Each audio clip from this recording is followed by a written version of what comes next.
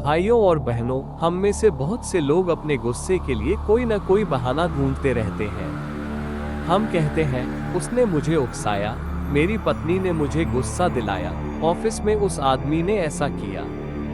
हमेशा गलती दूसरों की होती है और हम अपने आप को सही ठहराते हैं। पर जब तक आप अपने पाप का बहाना ढूंढते रहेंगे, आप 100 साल में भी उस पाप पर विजय नहीं पा सकेंगे। यह आत्मा धार्मिकता का पाप है, अपने आप को सही ठहराना। ये पति पत्नी के बीच, भाई बहन के बीच और यहाँ तक कि कलीसिया में भी दिखता है।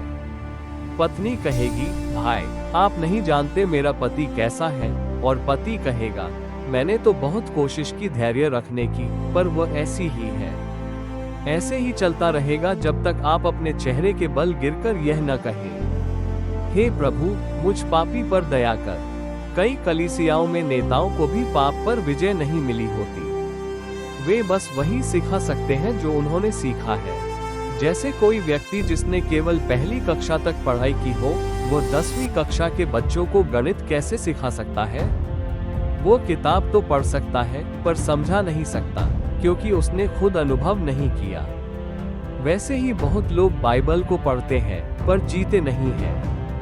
मूसा ने कहा था, तू हत्या न करना, पर यीशु ने कहा, तू क्रोध भी न करना, क्योंकि क्रोध ही हत्या का बीज है।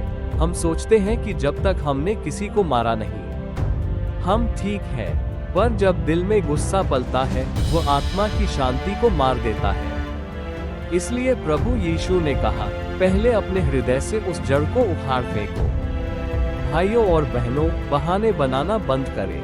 कहें, प्रभु यह मेरी गलती थी, मेरी अधर्मी प्रकृति ने मुझे गिराया, और तब परमेश्वर आपको सच्ची आजादी देगा।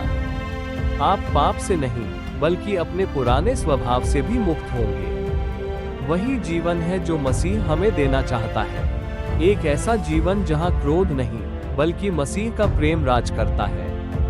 हे प्रभु, मुझ पापी पर दया कर।